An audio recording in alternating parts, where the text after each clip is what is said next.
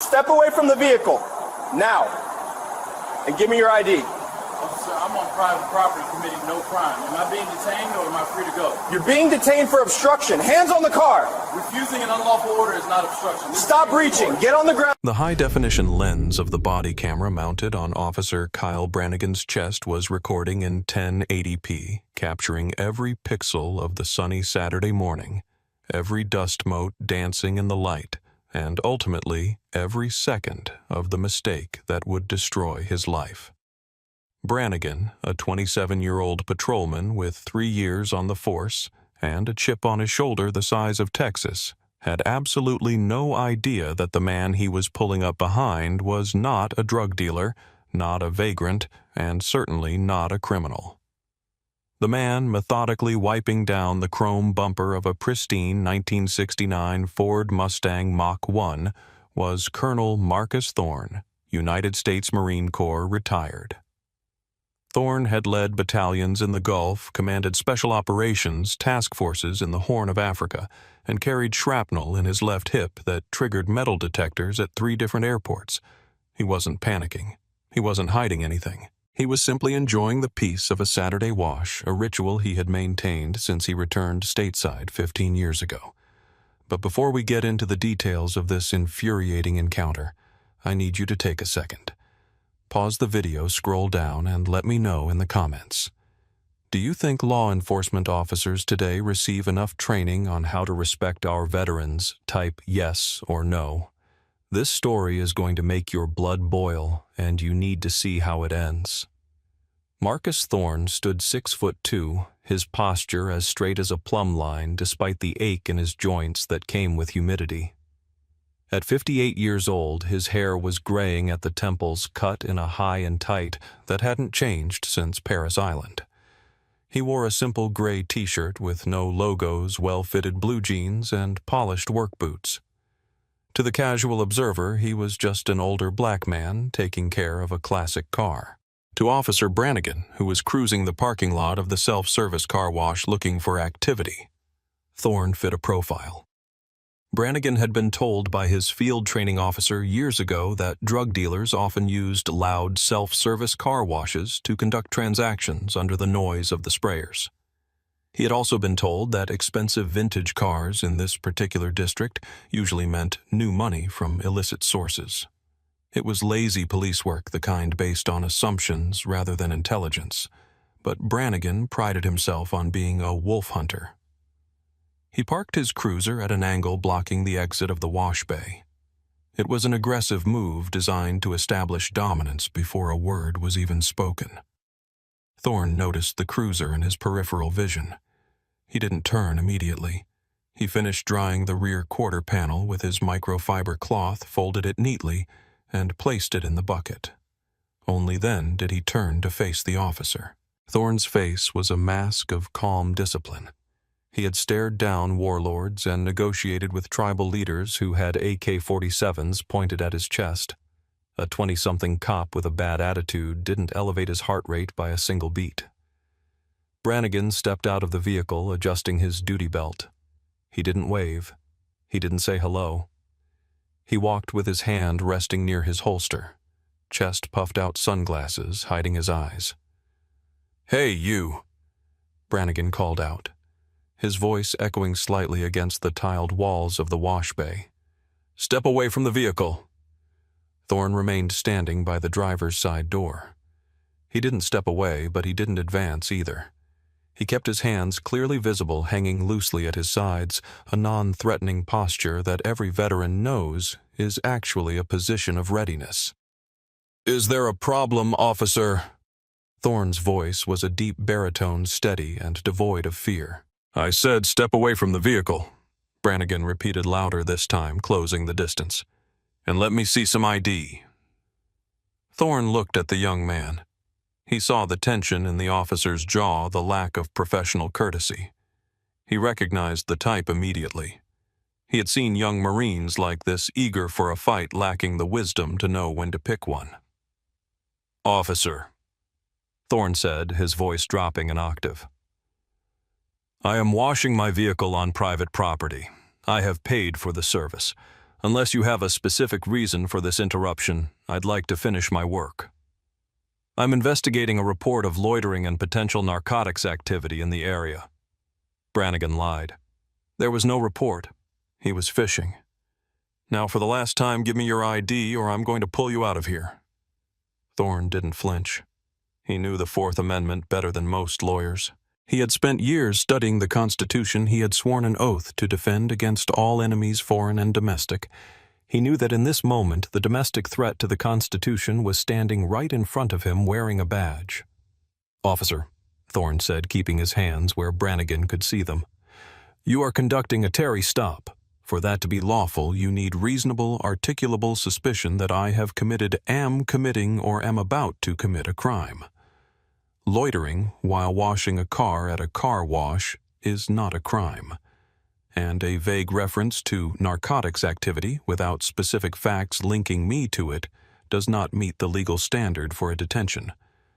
I am not obligated to provide identification unless I am being lawfully detained for a specific crime." Brannigan stopped. He blinked behind his sunglasses. He wasn't used to people talking back, and he certainly wasn't used to suspects citing Supreme Court standards. "You a lawyer?" Brannigan sneered, stepping into Thorne's personal space. "No," Thorne replied. "I'm a citizen who knows his rights. Am I free to go, or am I being detained?" "You're detained," Brannigan snapped, "for obstruction." "Refusing to surrender my rights is not obstruction," Thorne said calmly. "It is the exercise of the very freedoms you are paid to protect. If you are detaining me, state the crime. If you cannot state the crime, remove your vehicle from the exit so I can leave." The air in the car wash bay seemed to drop 10 degrees. The sound of a vacuum cleaner hummed in the distance, but around them it was silent. Brannigan's ego was bruising rapidly. He had made a command decision to stop this man, and backing down now would make him look weak. In his mind, compliance was mandatory, regardless of the law. "I don't need to explain myself to you," Brannigan said, his hand twitching near his taser. "You fit the description of a suspect we're looking for. Now turn around and place your hands on the car." "What description?" Thorne pressed. "A black man washing a car, that is not a description, officer. That is a bias." "I'm not asking again," Brannigan shouted. Thorne sighed. He looked at the officer with a mixture of pity and disappointment. "Son, you are making a mistake. A career-ending mistake. I am asking you as one public servant to another to de-escalate this situation, get back in your car and drive away. No harm, no foul." "Don't you call me son," Brannigan yelled. "Hands on the car. Now." Thorne didn't move toward the car. He knew that submitting to an unlawful order often legitimized it in court later. He stood his ground, not aggressively, but immovably. "I will not," Thorne said. "I have done nothing wrong. I am going to reach for my drying towel to finish my work. I am not reaching for a weapon." It was a test of the officer's discipline. Thorne moved his right hand slowly toward the yellow microfiber cloth sitting on the hood of the Mustang. It was a slow, deliberate movement, telegraphing his intent. But Brannigan didn't see a towel. He saw a challenge. He saw a suspect refusing to submit to his authority. And in that split second, Brannigan decided that force was the only language this man would understand. "He's reaching," Brannigan screamed, mostly for the benefit of his body camera, trying to create a narrative of danger where none existed. He drew his taser in a fluid motion, the yellow plastic weapon leveling at Thorne's chest. "Get on the ground. Get on the ground now, or I will tase you." Thorne froze. He looked at the prongs of the taser. He had seen men take shrapnel and keep moving, but he also knew that electricity didn't care about willpower. He had artificial components in his hip and shoulder. A fall onto the concrete could be catastrophic. "I am not resisting," Thorne said, clearly, his voice booming. "I'm standing still. Put the weapon away. On the ground." Brannigan lunged forward, bypassing the taser deployment and opting to go hands-on. He holstered the taser and grabbed Thorne's left wrist, twisting it violently behind his back. Thorne winced. The torque on his shoulder, a shoulder that had been reconstructed after an IED blast in Fallujah, sent a blinding bolt of white-hot pain shooting up his neck. His instinct, honed by 30 years of combat training, was to disarm the attacker. He could have. Even at 58, Thorne knew 3 different ways to break the young officer's arm before Brannigan could blink. But he also knew that if he fought back, he would be shot. The headline would read, "Officer Involved Shooting," and the truth would be buried with him. So he did the hardest thing a warrior can do. He submitted. "You are injuring a pre-existing combat wound." Thorne gritted out through clenched teeth as Brannigan slammed him against the wet metal of the Mustang. "I am not resisting." "Stop fighting me!" Brannigan yelled, breathing hard, wrestling with a man who wasn't wrestling back. He kicked Thorne's legs apart, forcing him to spread his stance wide. He grabbed the other wrist and cranked it back. The sound of the handcuffs ratcheting shut was sharp and metallic. Click, click, click. By now, a small crowd had gathered. A woman vacuuming her minivan 2 bays down had stopped and was holding up her phone. A young man in a hoodie was recording from the sidewalk. "Why you arresting him?" the woman shouted.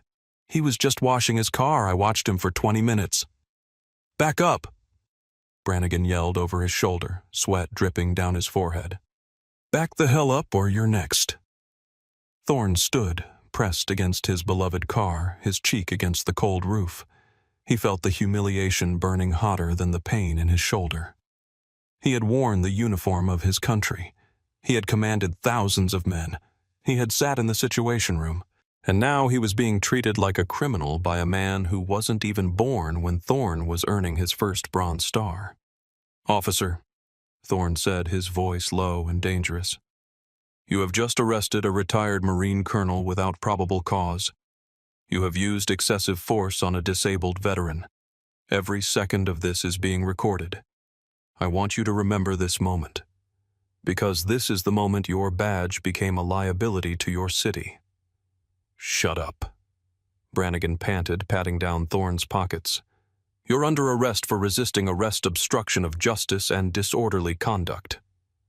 "There was no arrest to resist until you invented one," Thorne replied. "Reach into my front left pocket. You will find my wallet.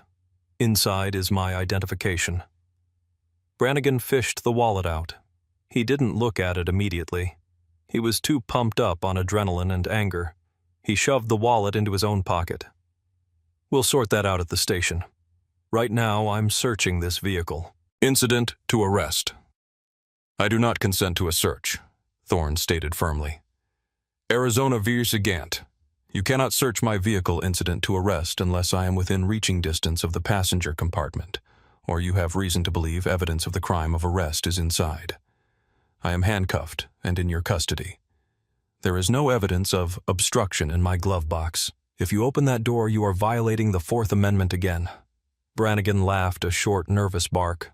"I'm towing the car. It's an inventory search. I can look wherever I want."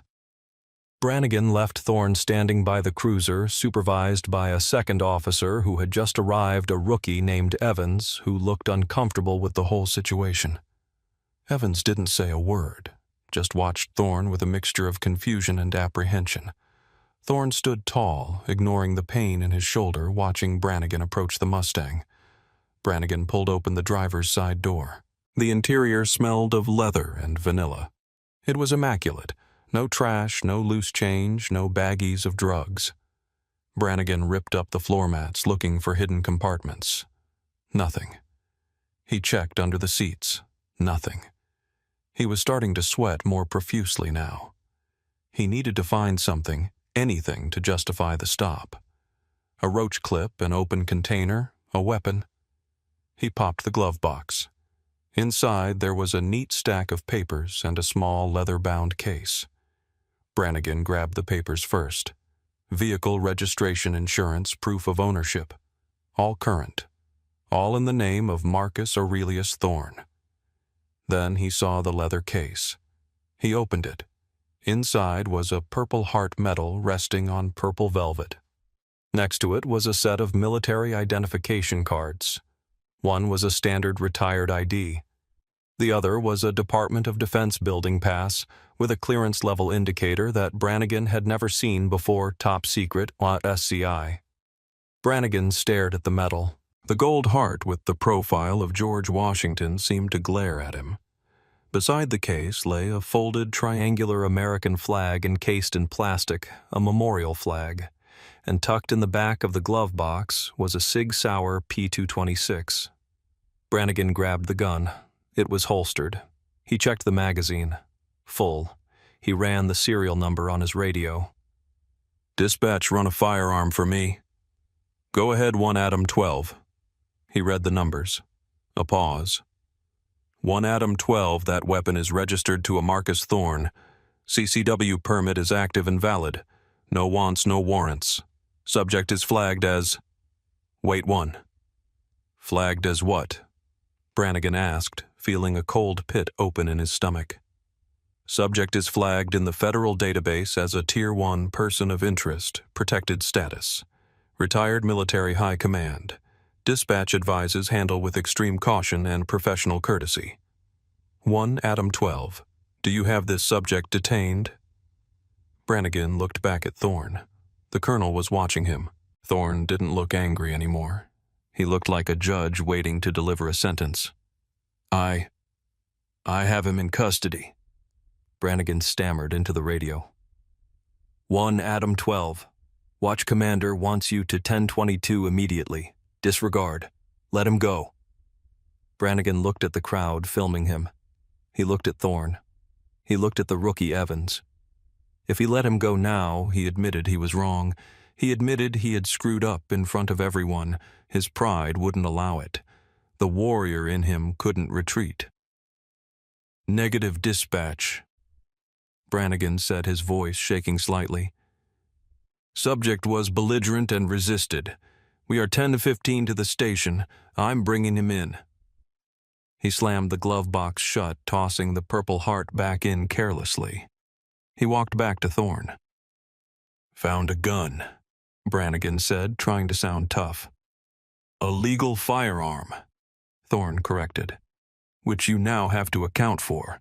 Get in the car, Brannigan said, grabbing Thorne's arm and shoving him toward the back seat of the cruiser. He pushed Thorne's head down roughly.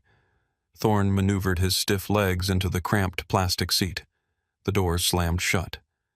The cage separated them.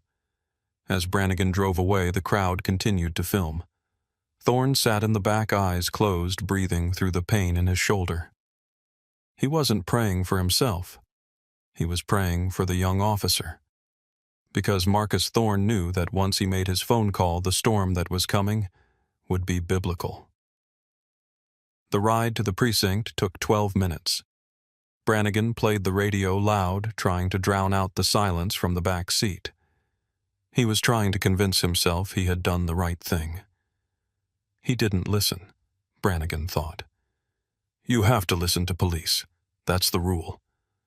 But the image of that Purple Heart kept flashing in his mind. They pulled into the sally port. The heavy steel doors rolled down behind them. Brannigan hauled Thorne out of the car. Thorne's legs were stiff, and he stumbled slightly. Brannigan jerked him upright.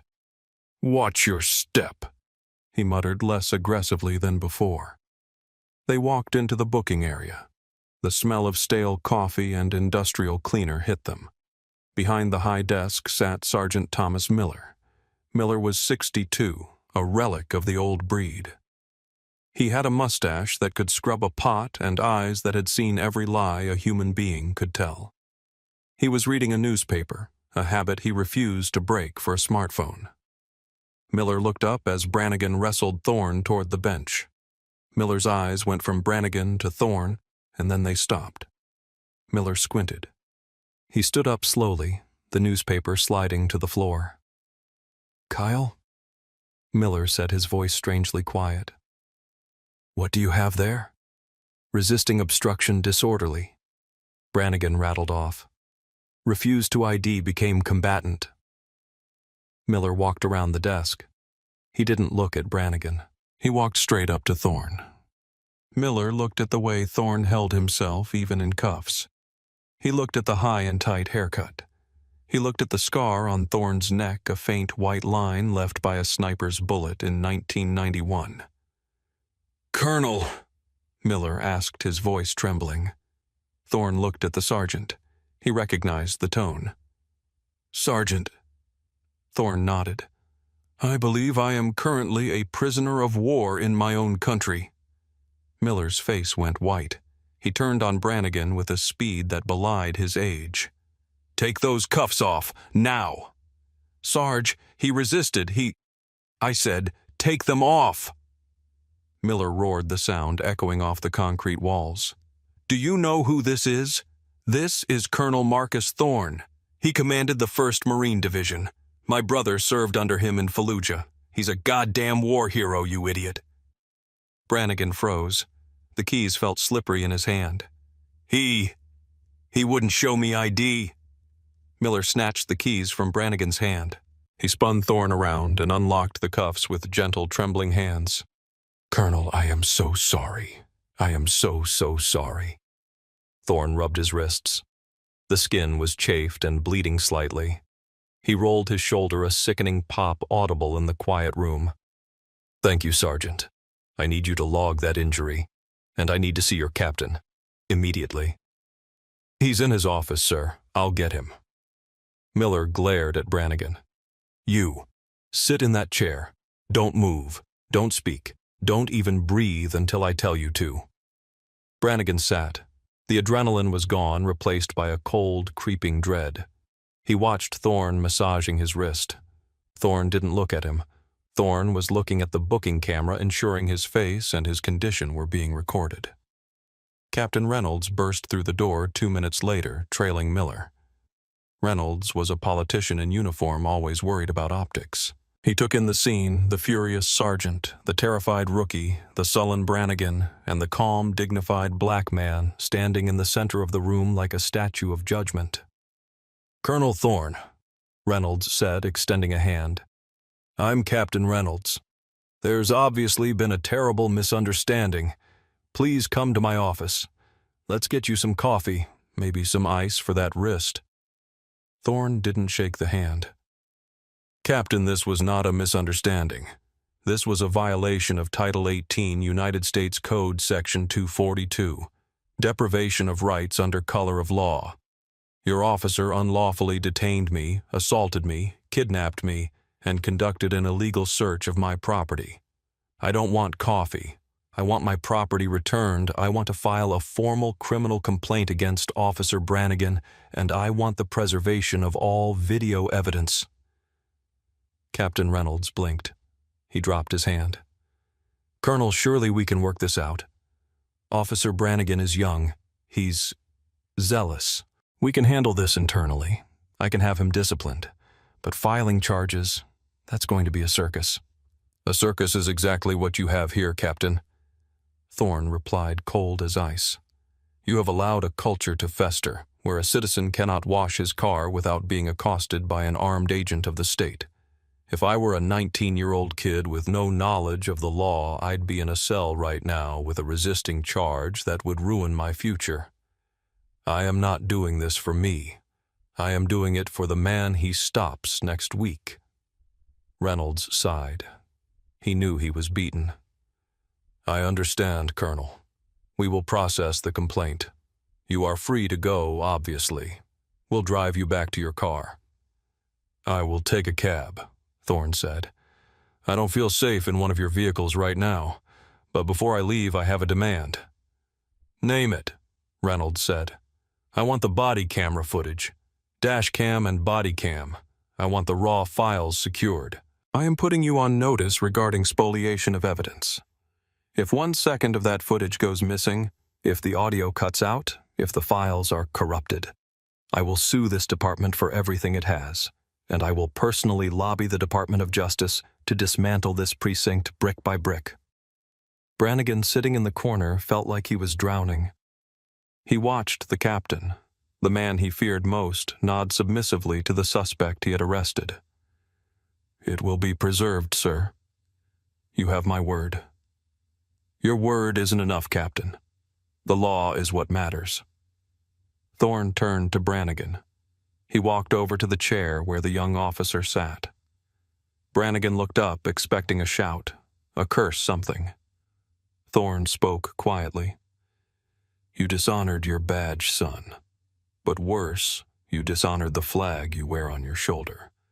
I bled for that flag. You just hid behind it. Thorne turned and walked out of the precinct. He walked with a limp he didn't have that morning. He called an Uber from the sidewalk. He waited standing in the sun while inside the station the shouting finally began. The lawsuit was filed on a Tuesday 3 days after the incident, but the court of public opinion was already in session. The video from the woman at the car wash had been posted to TikTok, then Twitter, then Facebook. It was titled, Hero Marine Arrested for Washing Car While Black. The views climbed into the millions overnight. The visual was undeniable, a calm, older man being slammed against a classic car by a screaming, aggressive young cop. The comments section was a firestorm. Veterans groups, civil rights organizations, and car enthusiasts all united in fury. That's Colonel Thorne. He was my CO in the Gulf. This is a disgrace. I'm a retired cop of 30 years. That stop was bad from second one. No PC, no reason. Since when is drying a Mustang a crime? Then the Bodycam footage was released. Thorne's lawyer had successfully petitioned for an emergency release of the footage in the interest of public safety. If the cell phone video was the spark, the Bodycam was the gasoline. The public watched the entire interaction. They heard Brannigan's arrogance. They heard Thorne's calm legal citations. They watched the search of the glove box. The moment Brannigan held the Purple Heart in his hand and then threw it back, that moment broke the internet. Fox News, CNN, MSNBC. They all ran the story. It was the rare news cycle where everyone agreed. The optics of a white officer disrespecting a black veteran's Purple Heart were indefensible. Internal Affairs launched a comprehensive investigation, but the conclusion was foregone. They dug into Brannigan's history. They found a pattern. Over his 3 years, Brannigan had stopped African American men over the age of 40 at a rate 4 times higher than the department average. His notes were always vague, suspicious demeanor, furrowed brow, evasive answers. He had been building a career on bullying men he thought wouldn't fight back. The report was 90 pages long.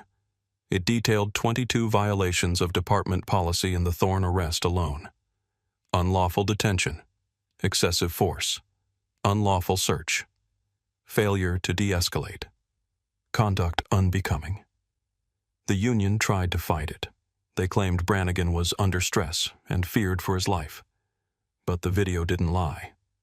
Thorne was holding a yellow towel. There was no weapon. There was no threat. Only a bias that had been allowed to wear a badge. 6 months later, the settlement was finalized. The city settled with Marcus Thorne for $1.5 million. They didn't want a jury trial. They knew a jury would have given him 10 times that amount, just out of spite. On the day the check cleared, Thorne held a press conference. He stood at a podium. His arm in a sling. Surgery had been required to repair the torn rotator cuff from the arrest. He looked at the cameras. I have spent my life serving this country, Thorne said, and I believe in the rule of law, but laws are only as good as the men and women who enforce them. Officer Brannigan was not a bad apple. He was the product of a system that prioritizes compliance over constitutional rights. Thorne held up the check. I don't need this money. My pension serves me fine. So I am donating this entire amount, $1.5 million, to the Wounded Warrior Project and to a new legal defense fund for veterans who have been victims of police misconduct. Kyle Brannigan was fired. His certification was revoked by the state board, meaning he could never work as a police officer in that state again. He was sued personally in civil court and forced to declare bankruptcy. His name became a cautionary tale in police academies across the nation. Don't pull a Brannigan became shorthand for an unconstitutional stop. The final scene of our story takes us back to that car wash. It's a year later. The sun is shining. The 1969 Mustang is there gleaming in the light. Marcus Thorne is there too. His shoulder is stiff and he can't lift his left arm above his head anymore, so he has to use a step stool to dry the roof. He wipes the water away, revealing the deep, flawless paint beneath. A patrol car pulls into the lot. It slows down. The officer inside is young, maybe Brannigan's age. He rolls down the window. Thorne tenses up. He watches the car. The officer looks at Thorne. Then he looks at the Mustang. The officer nods respectfully, raises a hand in a wave, and drives on. Thorne watches him go. He takes a deep breath, the smell of soap and wax filling his lungs. He picks up his yellow towel. He has won the battle, but the war for justice that never truly ends. This story isn't just about one bad stop. It's about the dignity we owe to the men and women who served and the rights that every citizen possesses regardless of what they look like or what car they drive. Marcus Thorne had the rank, the knowledge, and the resources to fight back. But what about the people who don't? What about the 19-year-old kid who gets scared and pleads guilty just to go home? If this story moved you, if you believe in holding power accountable, I need you to do two things. First, share this video with a veteran you know. Second, ask yourself, if you were in Colonel Thorne's shoes, would you have kept your cool? Let me know in the comments below. Thanks for watching. Stay safe, know your rights, and never stop holding the line. See you in the next one. Ma'am, you are trespassing. License, now, or I will remove you from the vehicle. Officer, this is my property. I own this building. You are standing on my land. You don't look like an owner. The tenant called. You don't belong here. You are refusing to verify ownership. Officer Derek Thorne had been wearing the badge of the Savannah Police Department for 6 years when he made a decision that would not only end his career, but cost the city's taxpayers a staggering $6.4 million. He was 29 years old, confident to the point of arrogance, and possessed a service record that walked the fine line between aggressive policing and outright harassment. He was the type of officer who believed that his intuition was a finely tuned instrument, never suspecting that it was actually calibrated by deep-seated bias. One sunny Tuesday morning in a private parking lot behind a beautifully renovated historic warehouse in the Starland district, he initiated a traffic stop that wasn't a traffic stop. It was a confrontation with Dr. Evelyn Vance, a 58-year-old retired neurosurgeon and prominent real estate developer. What Thorne did next, ignoring her property rights, mocking her explanation, and arresting her on her own land, would become a definitive case study in how assumption and authority can collide with catastrophic results. Before we get into the details of how a simple parking dispute turned into a federal civil rights lawsuit, I want to ask, where are you joining us from today? If you appreciate stories that demand accountability and reveal the hard truths about our justice system, please hit that subscribe button. Your support allows us to keep digging into these cases. The lot behind the harsh brick facade of the Ironworks lofts was quiet at 10:15 a.m. The sun was high, casting long, sharp shadows across the asphalt. It was a premium piece of real estate in a gentrifying neighborhood, the kind of place where old industrial grit was being polished into high-end commercial spaces and luxury apartments. There were only 4 parking spots in the rear, clearly marked with fresh white paint. One of them, the one closest to the rear entrance, was marked with a heavy metal sign bolted into the concrete, "Reserved, owner only, all others towed." Dr. Evelyn Vance had pulled her silver Mercedes S-Class into that spot at 10:10 a.m. She turned off the engine and sat for a moment, checking emails on her phone. She was dressed in a tailored, cream-colored linen suit appropriate for the humid Georgia morning, and she wore her silver hair in a neat short cut.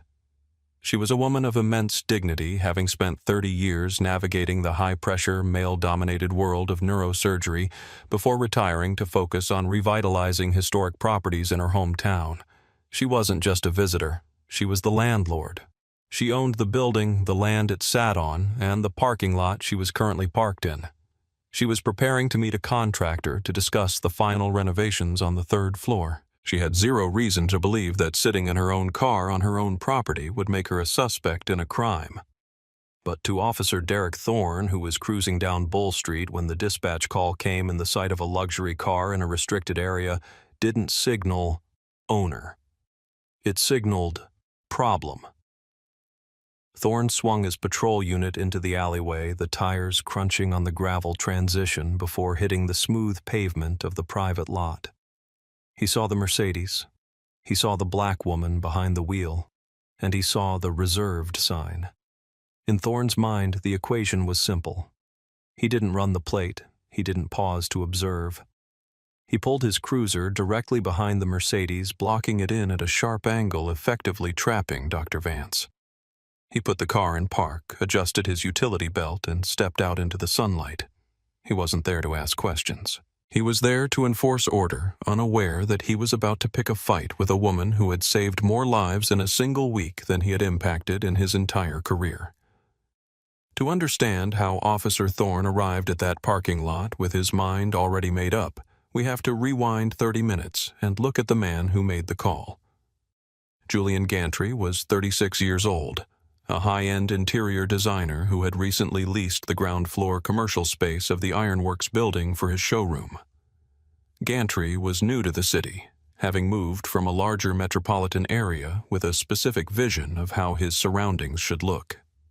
He was meticulous, demanding, and unfortunately prone to viewing anyone he didn't recognize as a threat to the aesthetic and safety of his business. Gantry had never met his landlord in person. All his dealings with the Vance Development Group had been through property managers and lawyers. He had no idea that the Vance on his lease was a black woman who had grown up 3 streets over when this neighborhood was still segregated. At 9:45 a.m., Gantry was arranging a display of imported fabric swatches in his front window when he saw the silver Mercedes pull into the rear lot. He watched through the back glass door. He saw Dr. Vance sitting in the car looking at her phone. She didn't get out immediately. To Gantry, this was suspicious behavior. Why was she just sitting there? Was she casing the building? Was she waiting for a drug deal? Was she an unauthorized delivery driver taking a break? The reserved sign was for the owner, and in Gantry's subconscious bias, the woman in the car didn't fit his mental image of a commercial property owner. He watched her for 10 minutes. The longer she sat, the more agitated he became. He felt a sense of ownership over the building. He was the paying tenant after all, and he decided he needed to protect the premises. He pulled out his smartphone and dialed the non-emergency police line, a number he had saved in his contacts. "Dispatch, this is Julian Gantry at the Ironworks lofts. I need an officer to come by. We have a suspicious vehicle in the private rear lot." The dispatcher asked the standard questions. "Can you describe the vehicle and the occupant?" "It's a silver Mercedes. Older model." Gantry lied. It was brand new. "There's a woman sitting in it, African-American, maybe 50s. She's been just sitting there for 20 minutes. She's parked in the owner's spot, and I know for a fact she's not the owner. She's refusing to leave." "Have you asked her to leave, sir?" the dispatcher asked. "I don't feel safe approaching her," Gantry said, his voice dipping into a theatrical whisper. "She looks unstable. She's just staring at the building. I think she might be casing the place for a break-in. We have expensive inventory here. I'd like her removed before customers start arriving." The call was logged as a suspicious person trespassing complaint. The nuance of Gantry's bias was flattened into police code. When the call went out over the radio, it didn't say, "tenant unsure of person in lot." It said, "trespassing in progress, subject refusing to leave. Complainant alleges subject is casing the business." Officer Thorne picked up the call. He was 2 blocks away. He heard trespassing and casing the business, and his adrenaline spiked. He had a reputation in the precinct for being proactive, a euphemism his sergeant used in performance reviews to describe Thorne's tendency to escalate minor infractions. Thorne had been reprimanded twice in the last year for discourtesy, but he viewed himself as a soldier in a war on disorder.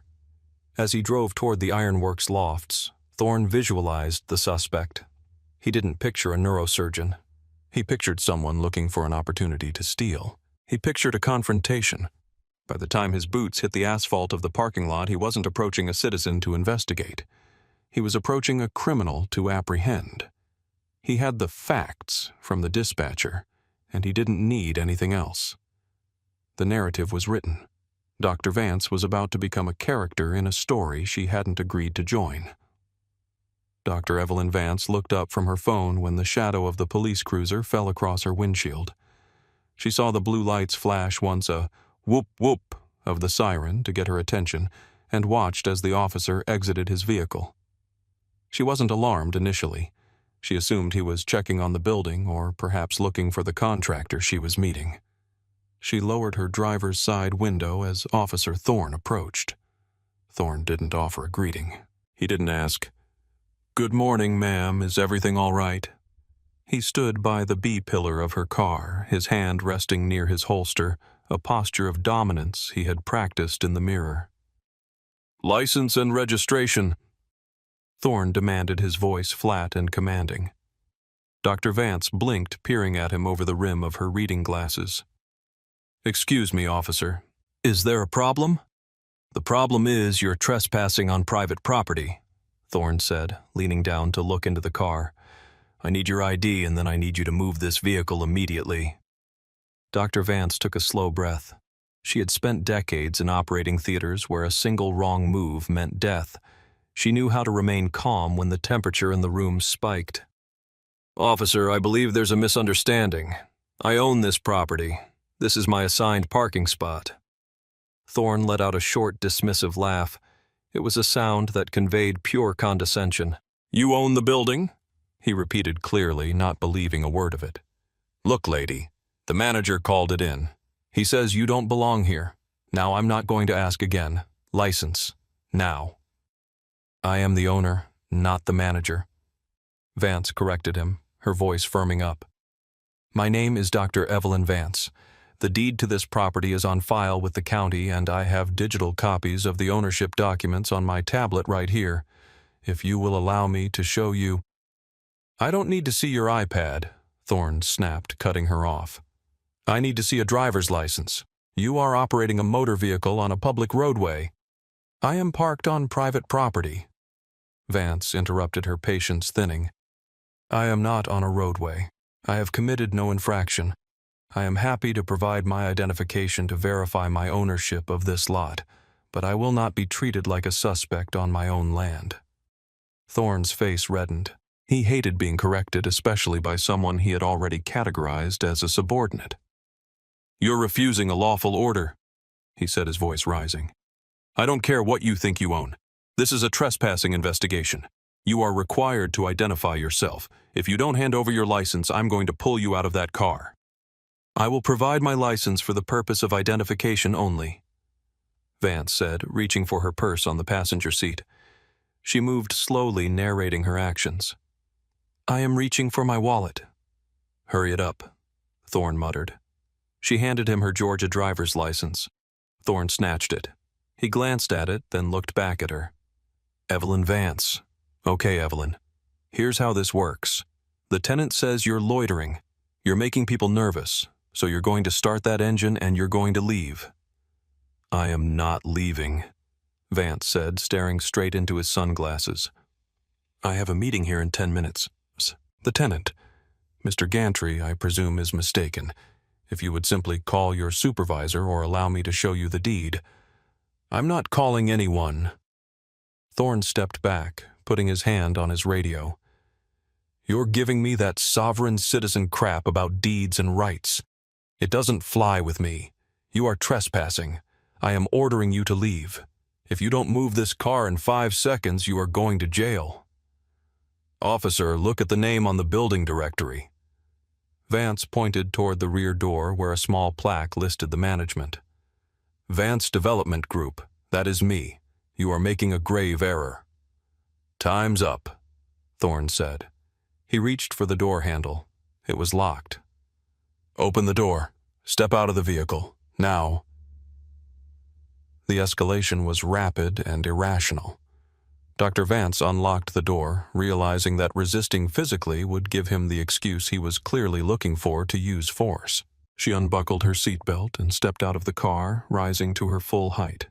She was 5'8", and in her heels, she looked Thorne in the eye. By now, the commotion had drawn attention. 2 pedestrians on the sidewalk stopped to watch. A young woman walking her dog paused, pulled out her phone, and started recording. Inside the building, Julian Gantry was watching from the window, a smug satisfaction on his face, unaware that he was witnessing the destruction of his own business lease. "Turn around," Thorne barked. "Hands behind your back." "I am complying," Vance said, her voice projecting clearly so the witnesses could hear. "I am Dr. Evelyn Vance. I am the owner of this property. This officer is refusing to verify my ownership and is arresting me for trespassing on my own land." "Shut up," Thorne said, grabbing her left wrist and twisting it behind her back with unnecessary force. "You are hurting me," Vance said, wincing but not pulling away. "I have a prior rotator cuff injury. There is no need for this force. I am not resisting." "Stop tensing up," Thorne yelled, playing to the imaginary audience he thought would support him. He slammed her against the side of her Mercedes, the impact making a hollow thud against the expensive sheet metal.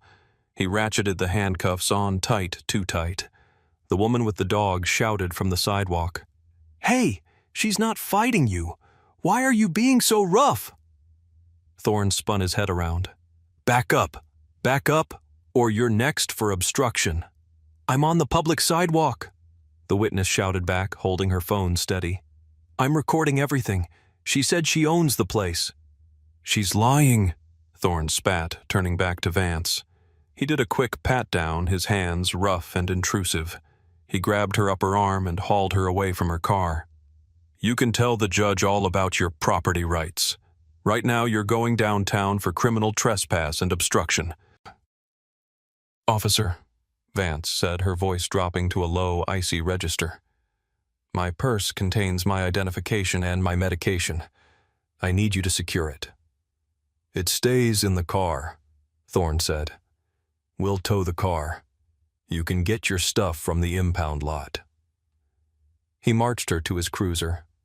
He didn't double-lock the handcuffs, leaving them prone to tightening if she moved her wrists. He shoved her into the hard plastic back seat of the patrol unit. The space was cramped and smelled of stale sweat and disinfectant. As the door slammed shut, sealing her inside, Dr. Vance closed her eyes for a brief second. She wasn't crying. She was calculating. She was mentally drafting the list of defendants for the lawsuit she would file the moment she was released. She looked out the window and saw Thorne walking back to her car, looking inside, acting as if he had just neutralized a major threat. He had no idea that the woman in his back seat had the personal cell phone number of the mayor saved in her contacts, or that she had played golf with the district attorney 2 Sundays ago. Thorne got into the driver's seat, revved the engine, and pulled away, leaving the Mercedes blocking the reserved spot, a silent monument to his incompetence. The drive to the precinct took 15 minutes. Thorne spent the first 5 minutes talking to himself, or rather performing for his dash cam. Suspect was belligerent, refused lawful orders, claimed ownership but provided no proof, hostile crowd gathering. He was building his narrative, layering lies over the reality to justify the arrest. Dr. Vance sat in the back perfectly silent. She knew the law better than most officers. She knew that anything she said now would be twisted. Her silence unnerved Thorne. He glanced at her in the rearview mirror. Usually people argued, cried, or begged. Vance just stared out the window, watching the city she had helped build pass by. "You quiet down back there," Thorne taunted. "Not so big and important now, are you?" Vance didn't blink. She was breathing through the pain in her shoulder, focusing her mind. She was memorizing his badge number 492. She was noting the time, 10:38 a.m. She was noting his failure to secure her seatbelt properly. They arrived at the precinct sally port. Thorne pulled the car in and killed the engine. He hauled Vance out, gripping her arm again. "Let's go. Booking." He paraded her through the back corridors, past the holding cells, and into the processing area. The fluorescent lights hummed overhead. It was busy. Officers were typing reports. Suspects were being fingerprinted. Thorne walked her up to the main desk where Sergeant Thomas Miller sat. Sergeant Miller was 55 years old, a veteran of the force who had seen it all. He was tired, nearing retirement, and possessed a low tolerance for rookie mistakes. He was looking down at a file when Thorne approached. "What do we have, Thorne?" Miller asked without looking up. "Trespassing," Thorne announced proudly. "Refusal to leave, disorderly. Claimed she owned the ironworks building, sovereign citizen type." Miller looked up. He saw Officer Thorne. Then he looked at the woman in handcuffs standing next to him. Miller's face went pale. He didn't just see a suspect. He saw the woman who 3 years ago had led the surgical team that removed a glioblastoma from the chief of police's brain. He saw Dr. Evelyn Vance, a woman who was a fixture at the Police Foundation charity galas. Miller stood up slowly. "Thorne," he said, his voice dangerously quiet. "Do you know who this is?" "Yeah, Evelyn Vance," Thorne said, oblivious to the shift in the room's atmosphere. "She was causing a scene at the—" "Take the cuffs off," Miller interrupted. Thorne blinked. "Sarge, she's under arrest. She refused to—" "I said." Miller walked around the desk, moving with a speed that belied his age. "Take the handcuffs off her. Right, now." The entire booking room went silent. Other officers stopped what they were doing. Thorne, confused and suddenly defensive, pulled out his key. "Sarge, I'm telling you, the manager called it in. She was loitering." Miller ignored him. He looked at Dr. Vance. "Dr. Vance, I am so incredibly sorry. Are you injured?" Thorne froze as the cuffs clicked open. "Dr. Vance." Dr. Vance rubbed her wrists. There were deep red indentations where the metal had bitten into her skin. She looked at Miller, then slowly shifted her gaze to Thorne. "Sergeant," she said, her voice calm but carrying the weight of a sledgehammer. "This officer refused to verify my identity. He refused to look at the property deed. He assaulted me. He kidnapped me from my own property. And he has left my vehicle unsecured in an alleyway." Miller turned to Thorne. The look in the sergeant's eyes was one of pure disbelief and fury. "You arrested the landlord for trespassing on her own property." The guy on the phone said." Thorne stammered, the confidence draining out of him like water from a cracked bucket. "Did you run the property records?" Miller asked. There wasn't time. She was being aggressive." "Did you verify ownership?" Miller stepped closer. "No," Thorne whispered. "Go to the captain's office." Miller pointed. "Give me your badge. Give me your gun. Sit there and do not speak to anyone." The next hour was a blur of administrative panic for the department and a slow, cold realization of doom for Derek Thorne. Captain Reynolds, the precinct commander, was called out of a budget meeting. When he was briefed on the situation that one of his officers had arrested Dr. Evelyn Vance for parking in her own spot, he reportedly threw his pen across the room. Dr. Vance was ushered into a conference room, not a cell. She was offered water, coffee, and an ice pack for her wrists. She declined all of it. "I want my lawyer," she said, "and I want the body camera footage secured immediately before it can be lost or corrupted." "It's already being pulled, Doctor," Captain Reynolds assured her, his forehead glistening with sweat. "We are launching an immediate internal investigation. I cannot apologize enough." "Apologies are for accidents, Captain," Vance said. "This was not an accident. This was a choice based on what that officer saw when he looked at me." Meanwhile, in the captain's office, Thorne sat alone. He could hear the muffled voices outside. He pulled out his phone and frantically searched Ironworks Loft's owner. The first result was a Business Journal article: Vance Development Group revitalizes historic district. There was a picture of Dr. Vance smiling, wearing a hard hat, holding a shovel at a groundbreaking ceremony. Thorne felt his stomach drop through the floor. Lieutenant Sarah Jenkins, the head of Internal Affairs, arrived 20 minutes later. She didn't waste time. She pulled Thorne into an interrogation room. "Walk me through it," she said. Thorne tried to stick to his script. She was uncooperative. She wouldn't show ID initially. "We watched the video, Thorne," Jenkins said, cutting him off. "We watched it 5 minutes ago. She offered to show you the deed. She offered to verify ownership. You told her to shut up. You told her you didn't care." "I thought she was lying." "People lie all the time." "Why?" Jenkins asked. "Why did you think she was lying? She had a Mercedes key. She was dressed professionally. She was calm. What about her made you assume she couldn't possibly own that building?" Thorne opened his mouth, then closed it. He knew the answer. Jenkins knew the answer. The union representative sitting next to him knew the answer. "The caller, the tenant." Thorne tried to pivot blame. "The tenant is a civilian," Jenkins said. "You are a sworn officer. Your job is to investigate, not to act as a private security guard for a biased caller. You have the tools to verify property records in your car. It takes 30 seconds. You didn't do it." "Why?" Thorne had no answer. "You are on administrative leave pending termination," Jenkins said, sliding a paper across the table. "Sign this, then get out of the building." Thorne signed. His hand was shaking. He walked out of the precinct into the bright afternoon sun, but this time he wasn't wearing a badge. He walked past the parking lot where his personal car was, looking over his shoulder, feeling the eyes of every officer on him. He knew deep down that he would never wear a uniform again. If Thorne thought the internal investigation was the worst of it, he was wrong. The internet works faster than any internal affairs bureau. The woman with the dog had uploaded her video to TikTok at 1100 a.m. By 200 p.m., it had 200,000 views.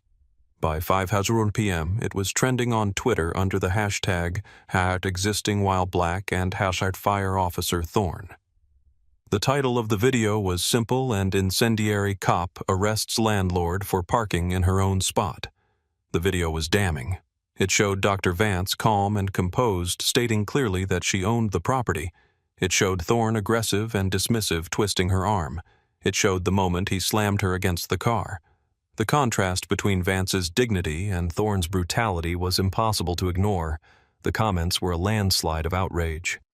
"He didn't even check. She begged him to check the papers." The way he looked at her, he just decided she was a criminal. "Wait, she's a neurosurgeon. This guy arrested a brain surgeon for parking." The lawsuit was filed 3 days later. It was a masterpiece of legal drafting. Vance v. City of Savannah officer Derek Thorne and Julian Gantry.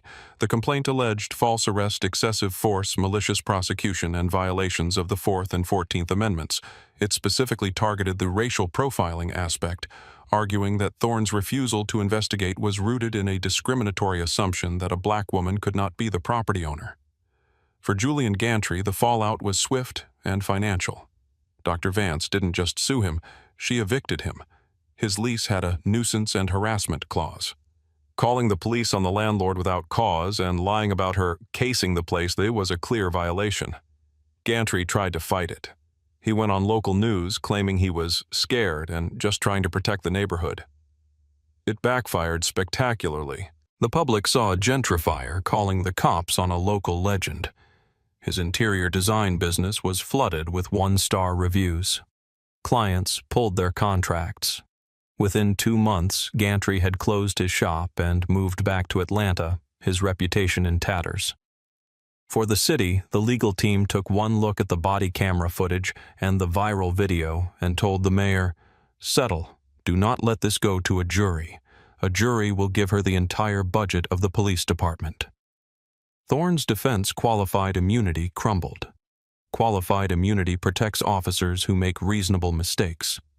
There was nothing reasonable about refusing to look at proof of ownership that was offered to you. The judge denied the motion to dismiss stripping Thorne of his protection. He was now personally liable, though the city would ultimately foot the bill to make the problem go away. 10 months later, the settlement was announced. The city of Savannah agreed to pay Dr. Evelyn Vance $6.4 million. It was one of the largest settlements for a non-death police misconduct case in the state's history. Officer Derek Thorne was fired. His certification was revoked by the state board, meaning he could never work as a police officer in Georgia again. At 30 years old, he was unemployed, facing legal debts, and permanently branded by the internet as the face of incompetent bias. But the money wasn't the point for Dr. Vance. She donated a significant portion of the settlement to a legal defense fund for those who couldn't afford to fight back against wrongful arrests. The final chapter of this saga played out in a city council hearing room. The room was packed. Dr. Vance stood at the podium. She wasn't in handcuffs this time. She was in control. "I am a woman of means," Vance said, her voice echoing in the silent chamber. "I have resources. I know the mayor. I know the law. And yet, when Officer Thorne looked at me, he didn't see any of that. He saw a stereotype. He saw a suspect. He saw someone who didn't belong." She paused, looking at the council members. "If this can happen to me on my own property in broad daylight with witnesses recording, imagine what happens to the young man working 2 jobs who is waiting for the bus at night. Imagine what happens to the single mother whose car breaks down. They don't get $6.4 million settlements. They get criminal records. They get their lives destroyed." She leaned into the microphone. "Officer Thorne didn't just make a mistake. He made a choice to value his bias over the truth. And until we fix the culture that allows that choice to be the default, we will be back here again writing another check, apologizing for another tragedy." The room erupted in applause. But as the clapping faded, the heavy silence of reality settled back in. This story isn't just about a bad cop or a nosy neighbor. It's about the invisible scripts that run in people's heads. Scripts that say who belongs where, who looks like an owner, and who looks like a threat. Derek Thorne followed that script, and it cost him everything. Julian Gantry followed that script, and he lost his business. Dr. Vance refused to follow the script, and she forced the system to look in the mirror. But the reflection is ugly.